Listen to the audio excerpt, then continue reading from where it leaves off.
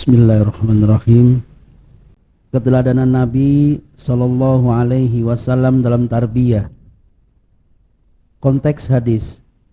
Malik bin Huwairits radhiyallahu anhu bercerita, kami pernah datang kepada Rasulullah Sallallahu Alaihi Wasallam. Ketika itu kami pemuda yang sebaya seusianya. Lalu kami tinggal bersama Nabi selama 20 hari. Rasulullah merupakan seorang yang penyayang dan lemah lembut. Ketika Nabi menyangka bahwa kami sudah rindu keluarga, Nabi menanyakan kami tentang keluarga yang kami tinggalkan. Lalu kami menjawabnya. Nabi berpesan, pulanglah kepada keluarga kalian, menetaplah bersama mereka, ajarilah mereka, perintahkanlah sholat kepada mereka.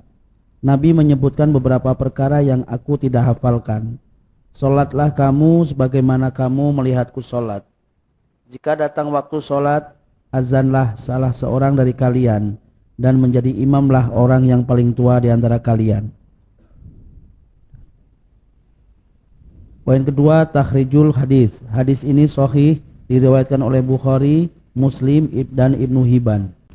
Nah, hadis ini tentang salah seorang sahabat, Malik ibn al-Huwairits. Dan hadis ini dimasukkan oleh para ulama di dalam kitab salat yang berkaitan dengan salat, karena landasannya yaitu sabda Nabi sallallahu alaihi wasallam, "Shallu kama raaitumuni usalli." Salatlah kalian sebagaimana aku salat. Jadi hadis yang berbunyi "Shallu kama raaitumuni usalli" itu dari sahabat Nabi yang bernama Malik ibn al-Huwairits. Ya, anjuran agar kita salat sebagaimana salatnya Nabi Muhammad sallallahu alaihi wasallam. Karena Nabi sallallahu alaihi wasallam telah mengajarkan kepada umatnya semua tata cara ibadah. Katakanlah wudu, maka wudu dari sahabat Utsman ibn Affan. Dan Nabi sallallahu alaihi wasallam bersabda, "Man tawaddaa nahwa wudu'i hadza." Barang siapa yang berwudu seperti wudu aku ini. Dipraktekkan oleh Utsman ibn Affan tata cara wudu Nabi Muhammad sallallahu alaihi wasallam. Katakanlah umrah atau haji dari sahabat Jabir. Dan hadis Jabir dalam haji merupakan umdah, dasar yang berkaitan tentang haji dan umrah. Kemudian Nabi sallallahu alaihi wasallam bersabda, "Khudhu anni manasikakum." Ambillah tata cara haji, umrah dan manasik kalian dariku. Nah, kemudian begitu juga salat. Nabi sallallahu alaihi wasallam bersabda dalam hadis yang diriwayatkan oleh sahabat Malik ibn al-Huwairits, "Shallu kama raaitumuni usalli." Salatlah kalian sebagaimana kalian melihat aku salat. Ya, maka dimasukkan oleh para ulama hadis ini di dalam kitab salat, dalam kitab-kitab hadis. Namun di sini kita tidak membahas tentang ibadah salat atau tata cara salat, tapi bagaimana Nabi sallallahu alaihi wasallam mendidik Malik ibn al-Huwairits sampai subhanallah kalimat "Sallu kama raaitumuni usalli" diingat oleh Malik ibn al-Huwairits dan diriwayatkan kepada orang lain turun-temurun sampai sekarang. Ini menunjukkan kalau pendidikan Nabi Muhammad SAW sangat bagus, mengena, sampai sahabat itu bisa menghafal dan meriwayatkan kepada orang lain. Sampai kata dia tidak semuanya dihafal nasihat Nabi SAW. Cuma dia menghafal beberapa nasihat dan bermanfaat buat dirinya. Ya, ini juga pentingnya seseorang memiliki tarbiyah yang benar. Ya, pendidikan yang benar. Cara mengajar yang benar. Karena disebutkan karena Rasul sallallahu alaihi wasallam mualliman.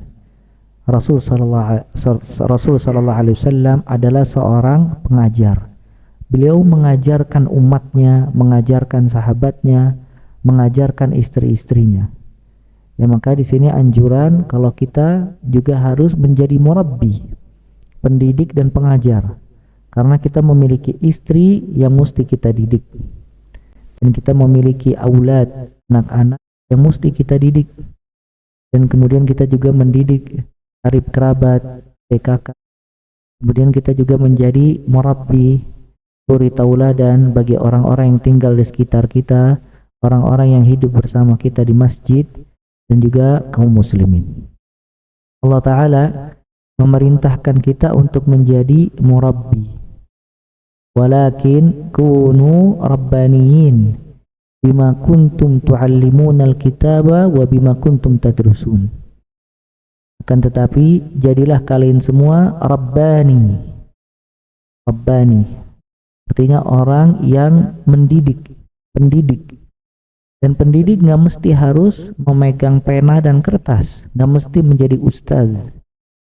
Semua orang bisa menjadi pendidik dengan profesi yang bermacam-macam. Kala dia seorang pekerja, dia bisa menjadi pendidik buat anak dan istrinya. Kala dia misalnya dokter, dia bisa menjadi pendidik. Dia pengusaha, dia bisa menjadi pendidik.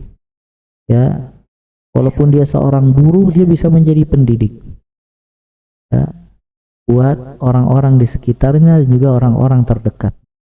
Maka nanti kita jelaskan kalau Malik ibn al-Huwairith dia disuruh oleh Nabi SAW untuk mengajarkan siapa? Keluarganya. Dan ini keutamaan mengajarkan keluarga. Kayak seseorang dalam hidup harus menjadi Rabbani, pendidik yang bisa mendidik dirinya dan juga bisa mendidik kaum muslimin. Allah Azza wa Jal, walakin kunu rabbaniyin bima kuntum tuallimunal kitab wa bima kuntum tadrusun. Akan tetapi jadilah kalian semua rabbani, seorang pendidik, murabbi. Bima kuntum tuallimunal kitab, sebagaimana kalian mengajarkan kitab, artinya pendidikan di dalam mengajar. Wa bima kuntum tadrusun, begitu juga dalam kalian belajar. Maka pendidik ya harus pintar dalam mendidik muridnya dan juga dalam belajar. Ibnu Abbas radhiyallahu taala anhuma ketika menafsirkan ayat itu, beliau mengatakan, Rabbani man yu'allim sigharal ilm qabla kibarihi. Seseorang dikatakan Rabbani, murabbi, pendidik, dia mengajarkan dari ilmu yang ringan sampai ilmu yang besar. Ibnu Utsaimin rahimahullah, beliau mengatakan murabbi, pendidik yang mentarbiyah itu dari dua sisi, tarbiyah taqiyah dan tarbiyah ilmiah. Dia mendidik dengan pendidikan ilmiah, ilmu, dan mendidik dengan pendidikan akhlak. Mendidik dengan pendidikan ilmu yaitu dengan mengajarkan dari ilmu yang ringan sampai ilmu yang besar. Sedangkan tarbiyah akhlakiyah ini yang paling sulit, yaitu dia menjadi suri tauladan bagi orang lain. Dan orang yang paling berkah ya ikhwah, orang yang hidupnya menjadi suri tauladan bagi orang yang lain.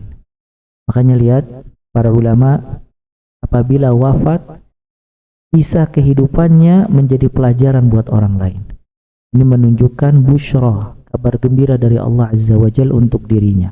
Dan manusia disebutkan di dalam hadis syuhadaullah fil ard. Dia saksi-saksi Allah di atas muka bumi.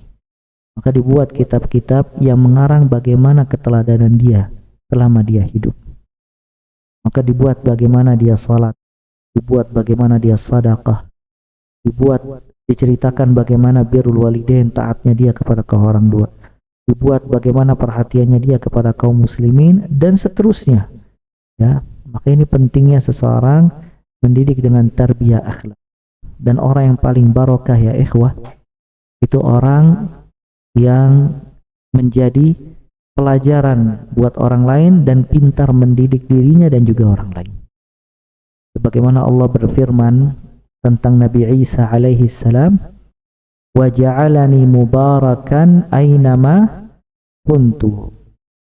Wa ja'alani mubarakan aynama kuntu. Allah telah menjadikan aku berkah dimanapun aku berada. Bagaimana orang itu dikatakan berkah dimanapun dia berada? Wa ja'alani mubarakan ma kuntu. Allah telah menjadikan aku berkah dimanapun aku berada. Ulama menafsirkan ayat berkah berada